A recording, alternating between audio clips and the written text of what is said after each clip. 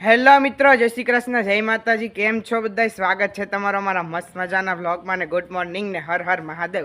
તો આજનો સુંદર સુવિચાર છે કે તમારા દુઃખ માટે સંસારને દોષ ના આપશો.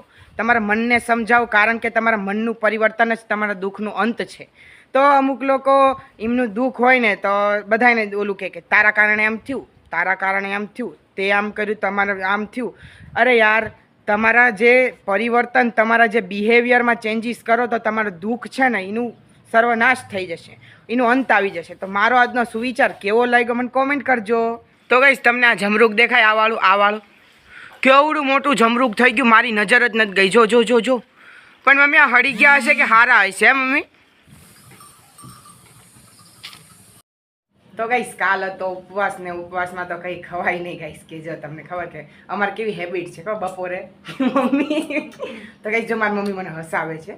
તો કેવું હોય કે જો અમારે ઉપવાસ હોય ને એટલે બપોરે છે ને કેવું કે રાતે નહીં, અમારી કેવી હેબિટ છે કે બપોરે કંઈક મસ્તીનું ખાઈને પાછું સૂઈ જવાનું. અમારે કેવું કે રાતે એવું કંઈ નહીં કે ખાઈને તરત સૂઈ જાવ. કેવું બધા ઘણા બધાની હેબિટ્સ હોય કે રાતે ખાઈને તરત સૂઈ જાય. અમારે એવું નહીં, અમારે બપોરે ખાઈને હોવાની મજા આવે. તમારે બપોરે ઓલમોસ્ટ દાળ ભાત ને શાક રોટલી જ હોય.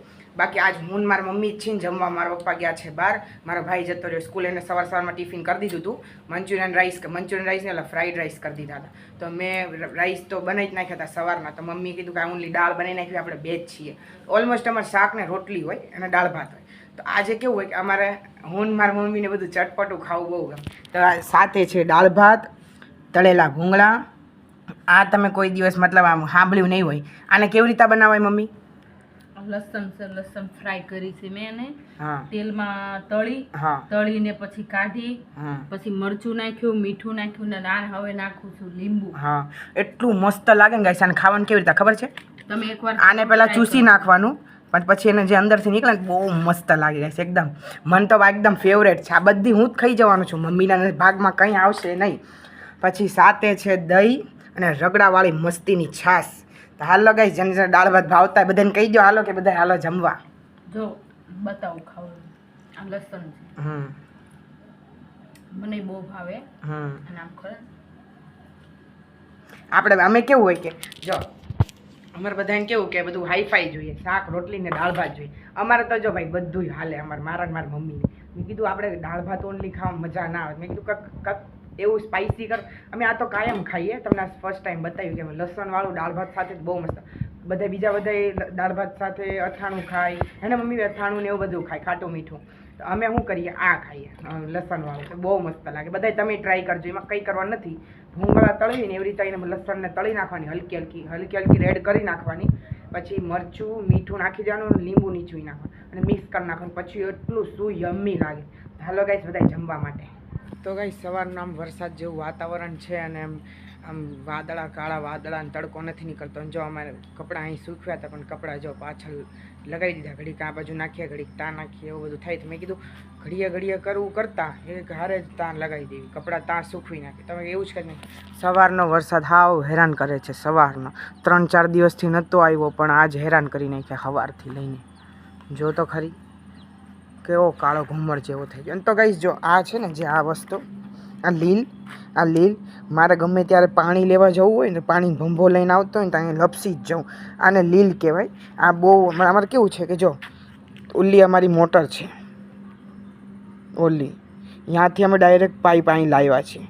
તો મોટર અમે ત્યાંથી ચાલુ કરવી ને, તો મોટરને જે આ પાઇપ છે ને, આ પાઇપ એને અમારે અહીં લગાવવી પડે. અહીંથી આ પાઇપ લગાવીને તો ડાયરેક્ટ એ મોટર પાણીમાં જાય, સોરી ટાંકામાં જાય પાણી. પછી ટાંકો ભરાઈ જાય તો અમે ટોટી કાઢીને પાછું લગાવી દઈએ. તો જે થોડુંક વધેલું પાણી હોય તે નીચે પડે, તો એ વહીને અહીંયા આવે. તો અહીંયા ઊભું રહી જાય, તો એ જામી જાય અહીંયા લીલ. એટલે આ પાવડો લઈને છે ને, અમારે પાવડો લઈને બધું ખોદી નાખવું છે. ને કે હું તો પડીશ જ ને બીજા બધા એ પડશે. એ માટે મારે થોડુંક સાફ સૂફ કરી નાખવું છે. ત્યાં બહુ બધી લીલ છે અને ઘણું બધું ખડ ઉગી ગયું છે ગાઈસ. ને ભીંડો મારે જવાનું છે નવસારી, અને આ ભીંડો હજુ આવ્યો નથી. તો મારે શું લઈ જવું? મારે એકવાર ચેકઆઉટ કરવું પડશે કે ભીંડો આવ્યો છે, કેટલો આવ્યો છે. હજુ તમને બધાને ખબર પડી જ ગઈ હશે કે ખુશીબેનના વિડીયોમાં તમે જોયું જ હશે. ખુશીબેને કહી દીધું કે વૈદિક આવવાનો છે રક્ષાબંધનમાં. તો એ માટે મારે બધું થોડુંક ઉઘરાણી કરી લઉં. ભીંડો, લીંબુ બધા. લીંબુ તો ના મળ્યા, તમે બ્લોગમાં જોયું, લીંબુ તો ના મળ્યા. બટ ભીંડો ને એવું તો થોડું કંટોલા ને એવું બધું થોડું લઈ જઈશ, કેમ કે એ મારી બેન જ છે. તો આ જો આ મારો ભીંડો તો ઘરનો જ છે. ગવારની તો કંઈ આશા નથી, કેમ કે ગવાર તો બહુ વાર લાગશે, જો મોટા થાય છે ને પછી કંટોલા શું કરેલા જોઈ જોઉં. અહીંયા પછી મને હાથ નાખવાને બધા બીક લાગે. પાછું જો આ હું અંદર જઈશ ને તો મારે પાછું નાહવું પડશે. સવારમાં નાહ્યો જ છું, પછી આમાં જઈશ ને તો નાહવું જ પડશે, કેમ કે આ બહુ કટકટ પટપટ થાય. આ કેવો છે, કાંટાવાળો ભીંડો છે. ભીંડો ટચ કર્યું તો ભીંડો આપણે ભીંડોને એ પત્તા નહીં, ભીંડો તોડીને ભીંડાને બી ટચ કરીએ ને આપણે તો ભીંડો આપણને કરડે. કાલે અમારા ઘરે ભીંડાની સબ્જી બની હતી, તો ભીંડો હું સુધારતો હતો. તો તમે જોયું તો છે રાતે ભીંડાની સબ્જી, તો હું ભીંડો સુધારતો ને તો હાથમાં ભીંડાની ઓલી લાગી ગઈ હતી. અહીંયા ટચ કર્યું ને પછી મારે રાતે નાહવું જ પડ્યું, કેમ કે અહીંયા ટચ કરતાં આપણે નીકળું આ ખંજોળ થાય કરે, એટલે પછી મારે નાહવું પડ્યું. એટલે હું આ બધું છે ને અત્યારે નહીં, જ્યારે મારે નાહવાનું બાકી હશે ને અને પછી તોડી લઈશ ને પછી નાહવાનું બાકી હશે ને તો તોડીને પછી ભલે ખુજલી આવતી પણ નહીં નાખવાનું. તમે પાછું ખુજલી ઠંડા પાણી નાહીશો તો ખુજલી નહીં થાય. ગરમ પાણી કરીને મસ્તીનું સેવલોન નાખીને ગોહીને આવી તો જતું રહેશે. એટલે આ બધું ચેક એકવાર કરી લો અત્યારે જઈ નહીં તે. અહીંયા તો નહીં જવા આમાં મોટામાં, અને નીચેથી જે નાના છે ને ત્યાં જ જઈશ, કેમ કે પગમાં ટચ થાય છે ને તો પગ તો સાબુવાળા કરીને ધોઈ જ નાખીશ. તો એ બધું જોઈ લઈશ. પછી હા આવી ગયું હોય છે તો હજુ તમારે બહુ વાર છે જવાનું. રક્ષાબંધનને તો હજુ વાર છે, રક્ષાબંધનના 2 દિવસ પહેલાં જવાનું છે. તો એ બધું હું અત્યારે ચેક કરી લઉં, અને થઈ ગયું હોય તો તોડીને મૂકી જ દઉં અત્યારથી. મતલબ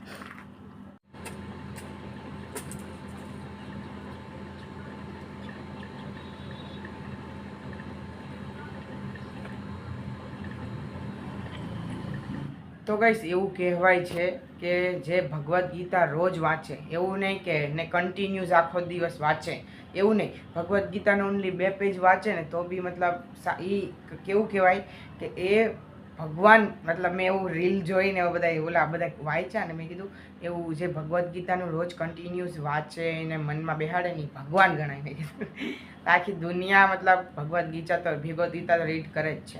મેં કીધું મારે એક હારે નથી રીડ કરી નાખવી, એને ધીમે મસ્ત 2 પેજ રીડ કરું, અને એનું જે આમ સસ્પેન્સ છે.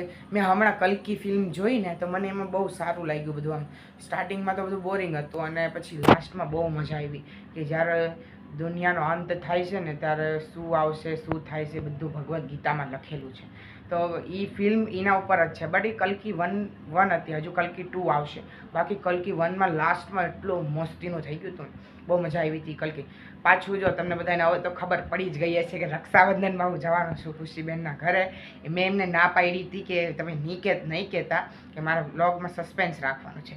તો મેં કીધું ડાયરેક્ટ જ મારા વ્યુઅર્સને બતાવીશું. તો એમના વિડીયોમાં કહી દીધું કે વૈદિક રક્ષાબંધનમાં આવે. તો મેં કીધું ને કે હા, મેં કહી દીધું કે હા કે. તો ગાઈસ સવારની તબિયત ઠંડી મોળી એવી થાય છે. તો મેં કીધું દાદાને કહું હાલો ને આપણે હોસ્પિટલ જઈ આવી. મેં કીધું સવારનું એવું થાય તો અહીંયા અમારે કેવું કે 4 વાગ્યા પછી તો ક્લિનિક્સ ખુલે. તો કીધું અત્યારે 4 વાગે મેં કીધું જઈશું આપણે 4 વાગે એવું જઈશું. તો ત્યારે કેવું કે બોડી પેન થાય છે, અને મમ્મી કે તારો કેમ આડોવાળો પગ પડી ગયો હશે. મેં કીધું એવું કાંઈ ના હોય, એકવાર ચેકઅપ કરાવવામાં શું વાંધો હોય, ચેકઅપ કરાવીએ નહીં, શું ફોલ્ટ નીકળે છે જોઈએ. ફોલ્ટ એટલે મશીનમાં ફોલ્ટ નીકળે, શું વાંધો આવે આપણે જોઈ લઈએ. અને પછી ચેકઅપ કરાવવું સારું, વધી જાય એન કરતાં ચેકઅપ કરાવવું સારું. તો મેં જોઈએ હમણાં ચેકઅપ કરાવી આવીએ. તો ગાઈસ જો મા મને હિસકો નાખે જાય. નાખો એ કે તું હલતોય નથી હિસકામાં કા. જમને હિસકો નાખે માં હોય તે હો. તો ગાઈસ હું હિસકો ખાઉં, મા મને હિસકો નાખે છે. યાદગીરી વિડીયો બનાવું માં. કોઈને ખબર છે કોણ ક્યારે જતું રહેવાનું છે? હે કોઈને કઈ નક્કી હોય ક્યારે કોણ જતું રહે?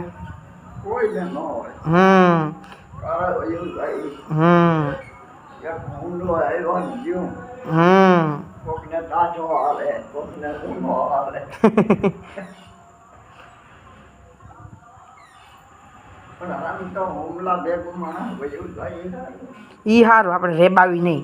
એ તો આપણે સારા કર્મ હોય ને એટલે આપણને એક હુમલામાં જતું રહે, અને ખરાબ કામ કરાવે ને તો એ આપણને રેબાઈને લે. હુમલો એ સારું કહેવાય કા.